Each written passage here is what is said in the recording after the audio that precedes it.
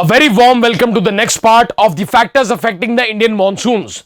Let's analyze the role of heat waves and forest fires on the Indian monsoons.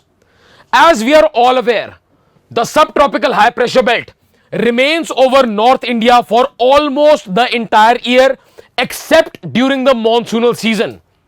As long as this high pressure belt remains over India, it is going to meander both horizontally and vertically. And due to vertical meandering, certain phenomena take place. Let me explain. For example, this is the surface and this is the vertical meandering subtropical jet stream. Wherever a trough is created, it exerts some pressure towards the surface.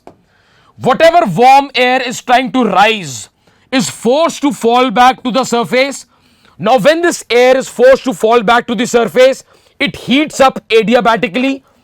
Adiabatic heating causes this heat air to warm up even further.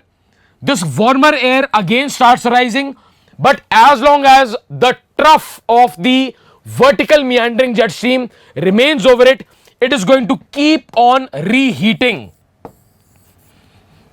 Which is why a lot of warm air keeps building up below the subtropical jet stream.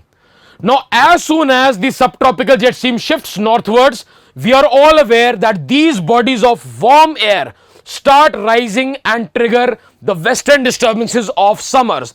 Anyway, the point here to be noted is that this year, even if temperate cyclones delayed the formation of easterly jet stream, but warmer than normal heat waves were observed as the air itself, which was sinking, was already warmer.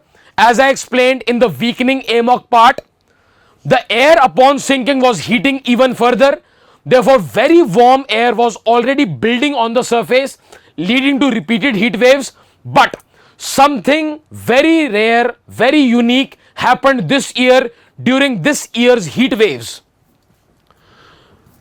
We are all aware about the subtropical high pressure belt, how it creates that inversion condition which builds up all these heat waves.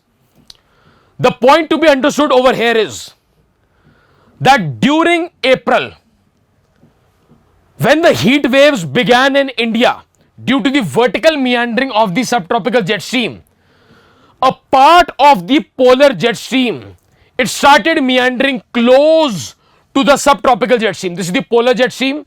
This is the subtropical jet stream. It forced to create a meander over Iran, Pakistan, Afghanistan. First, it was over Dubai. We are all aware that the subtropical jet stream in the upper air is a convergent wind system. There is the Hadley cell to its south and the Ferrel cell to its north. They both converge along the tropopause to form the subtropical jet stream.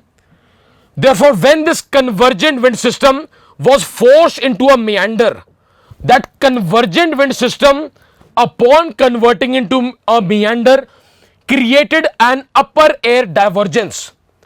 This upper air divergence was formed over the Arabian Peninsula in mid of April. It created a kind of an exhaust fan along the tropopause, pulling in moisture laden winds right from the Persian Gulf. All of that moisture laden air triggered a very powerful thunderstorm. That thunderstorm kept on moving towards the east, and within a few days this thunderstorm was over Iran, Pakistan, Afghanistan. Within a few days the thunderstorm reached India. Now when this thunderstorm reached India, it was again towards the end of April. We are all aware that warmer air masses, stronger convection is triggering bigger thunderstorms. Bigger thunderstorms means more charge separation. More separation means, you can say, the lightning strike which is lasting, it is lasting for a little longer. We call them as hot lightnings. These hot lightnings are nothing but lightnings lasting for a little longer. Meaning thereby, if electrical current is going to pass for a little longer, it is going to transfer more energy. The thunderstorm which landed over northwest India towards the end of, you can say, April, it triggered multiple hot lightnings. A few of them might have been responsible for triggering Uttarakhand's forest fires.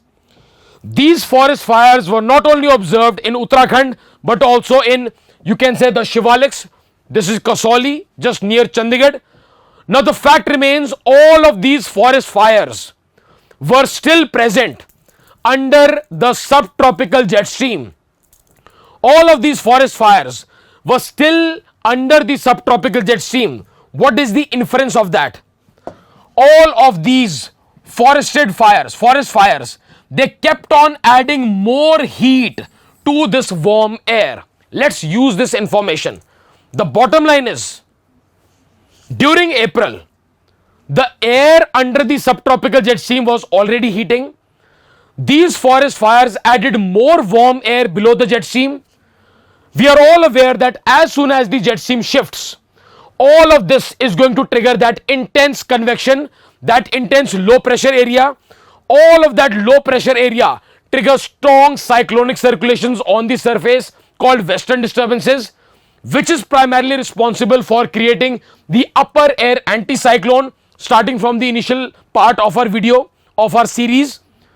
So these forest fires and heat waves created such intense convection that as soon as the subtropical high pressure belt and the subtropical jet stream shifted, they created such intense convection and intense anticyclones that they triggered the subtropical easterly jet stream.